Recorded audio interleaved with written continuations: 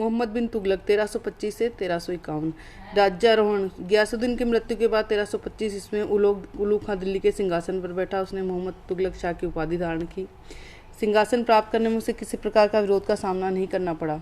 इतिहासकारों का मानना है कि सुल्तान बनते समय मोहम्मद तुगलक को जितनी अनुकूल परिस्थितियां मिली, शायद ही किसी अन्य शासक को मिली होगी। लगभग समूचा भारत दिल्ली की अधीनता में था। सल्तनत के सभी अमीरों, अधिकारियों तथा जनता ने उसके राज्यारोहण का स्वागत एवं समर्थन किया। राजकोष में धन की कमी नहीं थी। उसने पिता से विरासत में एक सुसंगठित व्यवस्थित प्रशासन व्यवस्था मिली। मतलब ये कहा जाता है कि जब मोहम्मद बिन तुगलक गद्दी पर बैठा तो उसकी सारी परिस्थितियां अनुकूल थी। राजकोष में धन भी था, दिल्ली की जनता ने, अधिकारियों ने, अमीरों ने उसे स्वीकार किया। उसके पिता द्वारा एक सुसंगठित प्रशासन व्यवस्था मिली। वह स्वयं भी योग्य प्रतिभा का धनी था, लेकिन उसकी जो भी नीतियों के कारण उसे असफलता का मुंह देखना पड़ा। तो उसके राजत्व का सिद्धांत क्या था कि वह देवी अधिकारों को मानता था। वह राजा को पृथ्वी पर ईश्वर का छाया मानता था। उसका विश्वास था ईश्वर ही अपनी इच्छा से किसी व्यक्ति को राज्य पद देता है, तो इसलिए सभी लोगों को उसके बिना किसी विरोध के उसकी आज्ञा का, मतलब वो ईश्वर का प्रतिनिधि मानता, देवी अधिकारों का समर्थक था। वो कहता था बिना किसी विरोध के राजा की आज्ञाओं का पालन करना चाहिए।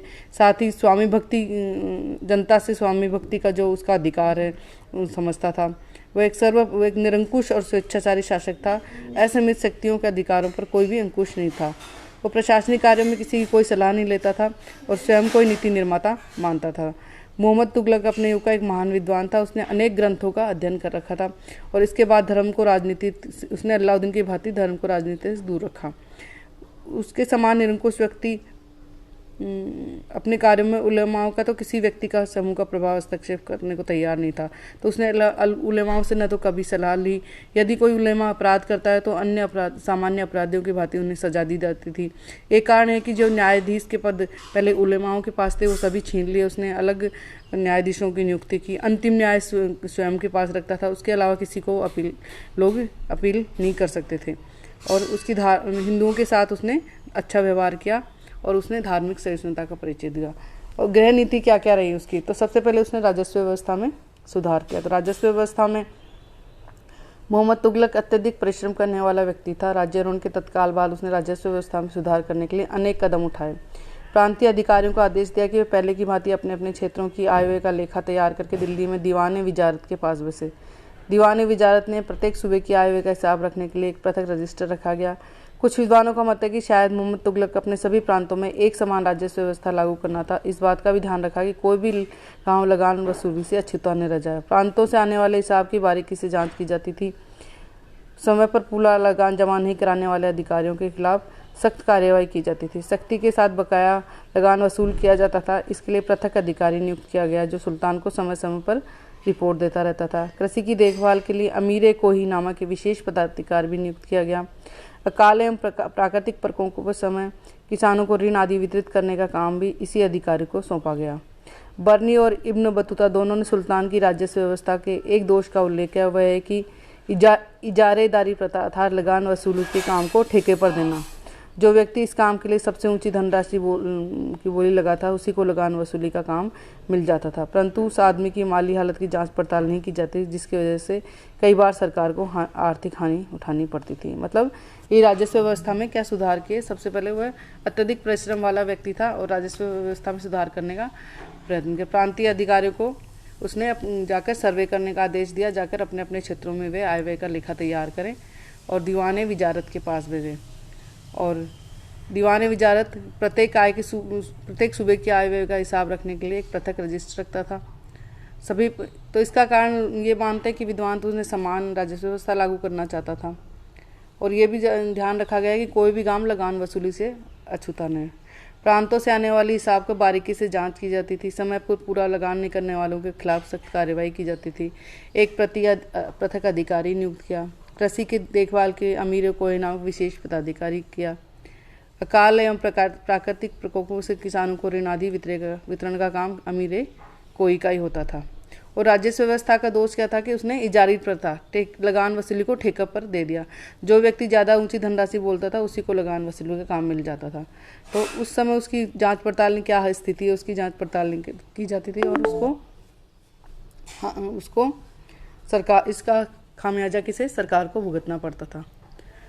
दोआब में क्रयवृद्धि, तो एक उसका महत्वपूर्ण काम क्या था, दोआब में क्रयवृद्धि। तो इतिहासकार ने मोहम्मद तुगलक की जिन योजनाओं की कटु आलोचना की उनमें से एक दोआब क्षेत्र में कर वृद्धि की करना था। कर बढ़ाने के अनेक कारण बताए गए जो विश्वसनीय प्रतीत नहीं, मतलब सबसे एक जो उसने नीति योजनाएं लागू की उसमें दोआब में कर वृद्धि भी एक महत्वपूर्ण था। इसके कारण क्या क्या बताए हैं? इस क्षेत्र के उपद्रवी लोगों को दंड देना, रिक्त राजस्व को भरना, सेना की शक्ति को बढ़ाने के लिए अतिरिक्त साधन जुटाना, अधिकांश विधान से लगान व्यवस्था में सुधार अथवा एक सामान्य कदम मानते थे। मतलब यहाँ के जो उपद्रवी लोगों तो उनको दंड देना, रिक्त राजस्व को भरना, सेना की शक्ति को बढ़ाने के लिए अतिरिक्त, तो अधिकांश विद्वान इस लगान व्यवस्था को सुधार और परिवर्तन मानते थे। परंतु दोआब भारत का सर्वाधिक उपजाऊ क्षेत्र था, बढ़े हुए कर को सहन कर सकता था। बाद में लागू की योजना से स्पष्ट हो जाता है कि सुल्तान का राजकोष जितनी हुआ था, उपद्रवी लोगों को दंड देने के अनेक बहुत से कारण कदम भी उठाए जा सकते थे। मतलब केवल रिक्त राजकोष उसका रिक्त नहीं था, ये कारण नहीं था, उपद्रवी लोगों को दंड देने के लिए दूसरे कदम भी उठाए जा सकते थे। राजकोष में वृद्धि करके उन्हें दंड नहीं दिया जा सकता था। तो मूल प्रश्न कर वृद्धि की दर का है, तो कितना कर बढ़ाया गया? तो मुस्लिम इतिहासकारों ने जो विवरण दिया उसमें किसी भी स्थिति में सही नहीं माना जा सकता। बर्नी ने लिखा है कि 10 से 20 गुना बढ़ा दिया गया। याहिया इस कथन की पुष्टि ही नहीं करता, अपितु लिखता है कि बढ़े हुए कर के साथ मकान कर, चराई कर को भी लागू किया। मतलब देखो कि बर्नी ने क्या लिखा है कि उसने 10 से 20 गुना कर को बढ़ा दिया, और याहिया इस कथन की पुष्टि नहीं, अपितु ये लिखता है कि उसने इसके साथ साथ मकान कर, चराई कर को भी लागू कर दिया। निजामुद्दीन के अनुसार 10 गुना वृद्धि की गई, फरिश्ता के अनुसार 3 या 4 गुना बढ़ाया गया। मतलब अलग अलग इतिहासकारों ने अलग दिया। बर्नी ने क्या बोला? 10 से 20 गुना बढ़ाया। याहिया ने इसकी पुष्टि करते हुए कहा कि 20 गुना तो बढ़ाया, साथ में मकान कर और चराई कर भी लागू कर दिया गया। निजामुद्दीन ने इसे क्या बताया? 10 गुना बताया है। फरिश्ता ने इसे 3 या 4 गुना ही बताया है।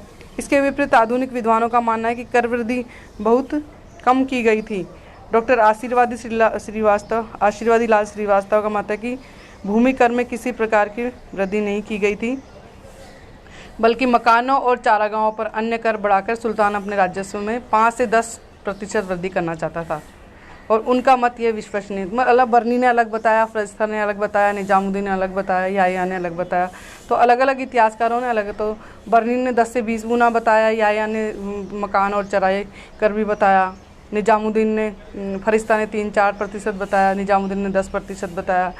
आशीर्वाद लाल श्रीवास्तव बोलते हैं कि जो सामान्य कर था उसमें बढ़ोतरी नहीं की गई, उसमें बल्कि मकानों और चारागाहों पर अन्य कर बढ़ाकर सुल्तान अपने राजस्व में 5 से 10% वृद्धि करना चाहता। तो इतिहास ये मत विश्वसनीय प्रतीत होता। दोआब में जो कर वृद्धि कर दी वह अधिक नहीं था, परंतु वह वृद्धि अनुकूल स्थितियों से नहीं की गई थी। मतलब जो कर वृद्धि की गई थी वो अधिक नहीं थी, लेकिन जो की गई थी अनुकूल परिस्थितियों की नहीं थी। संयोगवश उस क्षेत्र में दोआब का क्षेत्र वर्षा की कमी कारण अकाल चपेट में आ गया। मतलब जिस साल है ना वृद्धि की गई, उसी समय वहाँ दोआब में क्या हुआ? अकाल पड़ गया। तो किसान अपना कर चुकाने में असमर्थ रहे, तो इससे किसानों में उदासी छा गई, और जब बड़े हुए करों को सख्ती से वसूल किया जाने लगा, लोगों में असंतोष भड़क उठा। तो जिस साल मोहम्मद बिन तुगलक ने दोआब में कर वृद्धि की वो अधिक नहीं थी, लेकिन जिस साल उसने वृद्धि की उसी समय उस साल वर्षा कम हुई और अकाल पड़ गया। इससे किसान उदास हो गए, उनसे सख्ती से जो कर वसूल किया जाने लगा। कर सख्ती से जो कर वसूल करने की प्रक्रिया थी उससे लोगों में असंतोष उत्पन्न हो गया। कई स्थानों पर उन्होंने विद्रोह कर दिया। सुल्तान के आदेश से अधिकारियों ने कठोरता के साथ विद्रोह का दमन किया, जिससे दोआब की स्थिति और बिगड़ गई। मतलब मोहम्मद बिन तुगलक ने कर तो बहुत कम बढ़ाया, लेकिन उसने वहाँ की स्थितियों का जायजा नहीं लिया, उसके बिना ही उनसे कर वसूलने की सख्ती कर दी। तो क्या हुआ? दोआब में जिस साल उसने कर वृद्धि की उसी साल अकाल पड़ गया, और किसानों से ज़बरदस्ती कर वसूल किया जाने लगा। तो इससे किसानों में असंतोष हो गया और विद्रोह भड़क उठे। फिर उसके बाद विद्रोह को दबाने का कोशिश की गई, है ना, विद्रोह का दमन किया गया, तो स्थिति और भी बिगड़ गई। तो सारा दोष सरकारी अधिकारियों का सुल्तान को सही स्थिति की जानकारी। तो इसका मतलब ये है कि सुल्तान को ये जानकारी नहीं कि दोआब में अकाल पड़ा है। अगर सुल्तान को जानकारी होती तो ये घटनाएं नहीं होती कि विद्रोह उठता, विद्रोह को दबाया जाता। तो उसको वास्तविक स्थिति का जानकारी नहीं थी सुल्तान को स्थिति, अन्यथा वह ऐसे समय कर वृद्धि की आज्ञा नहीं देता। सख्ती से कर वसूल करने की आज्ञा तो कदापि नहीं था, क्योंकि जब उसको सही स्थिति की जानकारी मिली तो दोआब के अकाल पीड़ित किसानों को सहायता का पहुंचाने का पूरा प्रयास किया। मतलब जब उसे सही स्थिति की जानकारी मिली तो उसने उनके किसानों की मदद करने का भी पूरा प्रयास किया।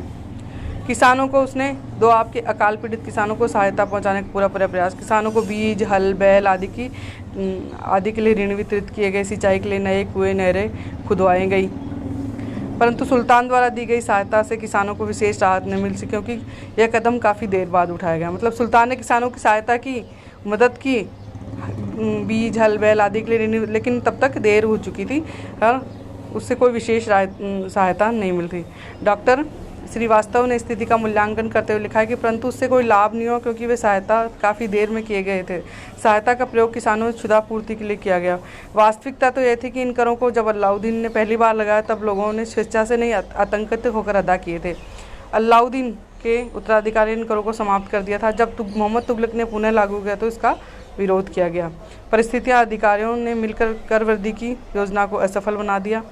सुल्तान को बदनाम हो गया, इसके लिए उसे दोषी ठहराना न्याय संगत नहीं। मतलब दोआब में जो करवर्दी की वो ज़्यादा नहीं थी, लेकिन उस जब करवर्दी की दोआब में की गई तो उसी साल उसमें अकाल पड़ गया। अकाल के कारण किसान उदास हो गए और उन्हें ज़बरदस्ती कर की वसूली की जाने लगी। इससे विद्रोह उत्पन्न होने लगे। तो विद्रोह को दबाने के लिए कठोरता का प्रयोग किया गया। तो इसका कारण ये था कि किसको, सुल्तान को इसकी वास्तविक स्थिति के पता नहीं था कि दोआब में अकाल पड़ा है। जब उसे इसे पता चला तो उसने किसानों को सहायता देने का प्रयास किया, जिसमें उनको ऋण, बीज, हल, बैल आदि के लिए ऋण वितरित किए, सिंचाई के लिए नए कुएं नए खुदवाए गए। परंतु जब तक सहायता दी गई तब तक देर हो चुकी थी। अतः परिस्थितियों और अधिकारियों ने मिलकर इस योजना को असफल बना दिया और इससे सुल्तान बदनाम हो गया। तो ये इसकी प्रथम योजना थी जो असफल रही। दूसरी योजना है राजधानी परिवर्तन। तो सुल्तान को बदनाम करने वाली दूसरी योजना थी राजधानी परिवर्तन। दिल्ली के स्थान पर दौलताबाद को राजधानी बनाने का प्रयोग किया गया। इस योजना को सुल्तान ने अपने शासन के प्रारंभिक काल 1326-27 इसमें ही लागू किया। तारीख मुबारक शाह का लेखक लिखता है कि राजधानी परिवर्तन की योजना 2 चरणों में पूरा किया गया, परंतु अन्य सभी लेखकों का योजना एक ही चरण में पूरी गई।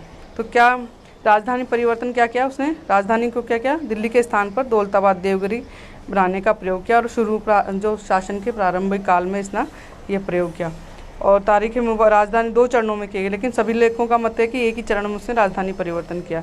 तो राजधानी को बदलने के अनेक कारण बताएंगे, जैसे कि देवगिरी की भौगोलिक तथा सामरिक स्थिति, दिल्ली सल्तनत के केंद्र में स्थित, इसलिए बाह्य आक्रमण से सुरक्षित था। दिल्ली ने देवगिरी से सल्तनत के सभी प्रांत तथा प्रमुख नगर बराबर की दूरी पर स्थित थे। 1326 में सुल्तान की स्थान पसंद आ गया।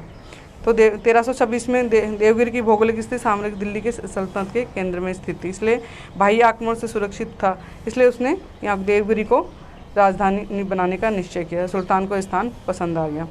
इब्न बतूता के मतानुसार दिल्ली के नागरिकों से अप्रसन्न हो गया था। वे रात्रि के समय चोरी छिपे सभा भवन में गोपनीय पत्र डालते रहते थे, जिससे सुल्तान की कटु भर्त्सना होती थी। अतः सुल्तान ने उन्हें दंड देने का नया तरीका सोचा और उलजले हेग भी इस पत्रों की बात को पुष्टि करते हैं।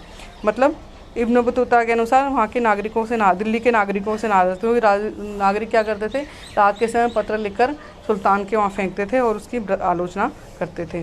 तारीख मुबारक शाही के अनुसार सुल्तान दोआब की जनता को दंड देना चाहता था, इसलिए राजधानी बदली गई। मतलब पहला तो ये होगा देवगिरी की सामरिक स्थिति किसे पसंद आई, तुगलक को। दूसरा था कि दिल्ली के नागरिकों से अप्रसन्न था। तीसरा था वह दोआब के जनता को दंड देना चाहता था, इसलिए राजधानी। चौथा, ब्राउन के अनुसार मंगोल आक्रमण से पंजाब के महत्व घट जाने का सुल्तान ने देवगिरी को राजधानी बनाना चाहता था। कुछ मत में मंगोल संकट मुक्ति पाने के लिए राजधानी बदलने की बात। हबीबुल्लाह के अनुसार दक्षिण भारत में मुस्लिम सभ्यता की संस्कृति के विकास को दृष्टि से राजधानी परिवर्तन की गई। डॉक्टर मेहंदी हसन प्रोफेसर निजामी के अनुसार राजधानी बदली नहीं गई, अपितु सुल्तान ने 2 राजधानियां दिल्ली और देवगिरी रखने का निश्चय किया। तो इन कारणों से स्पष्ट होता है कि कुछ तो अविश्वसनीय प्रतीत, तो सारे कारण सही नहीं माने जा सकते। यदि दिल्ली के नागरिकों को दंड देने की बात है तो सुल्तान उनके मकानों का हर्जाना नहीं देता, नहीं उनकी यात्रा के लिए अनेक प्रकार की सुविधाएं जुटा था। मतलब ये बात गलत है कि दिल्ली के नागरिकों को दंड देना था, तो उनके मकानों का हर्जाना नहीं देता और उनकी यात्राओं के लिए सुविधाएं नहीं देती। इसी पर मंगोल संकट से घबराकर राजधानी बदलने वाला सुल्तान नहीं हो सकता। 2 राजधानियों के सिद्धांत से अधिकांश लोग नहीं सहमत हैं। संभावित कारण दक्षिण भारत, जिसका अधिकांश भाग दिल्ली सल्तनत में मिलाया गया था, उसकी शासन व्यवस्था को सुदृढ़। तो एक मुख्य कारण माना जाता है कि दक्षिण भारत, जिसका अधिकांश भाग दिल्ली में मिलाया गया था, उसकी शासन व्यवस्था को सुदृढ़ बनाना था। समकालीन इतिहासकार बर्नी और इब्न बतूता के अनुसार राजधानी दिल्ली के सभी नागरिकों को दौलताबाद जाने के लिए विवश कर दिया गया। बर्नी लिखता है कि दिल्ली बर्बाद हो गई। शहर की इमारतों, उसके महलों, उसके आसपास के क्षेत्रों में एक बिल्ली अथवा कुत्ता भी नहीं दिखाई देता था। इसी प्रकार इब्न बतूता लिखता है कि सुल्तान के आदेश पर खोज कर उसके गुलामों को एक लंगड़ा, एक अंधा व्यक्ति मिले। लंगड़े को मार दिया गया, अंधे को घसीटकर दौलताबाद ले जाया गया, जहाँ उसकी केवल एक ही टांग पहुँच सकी।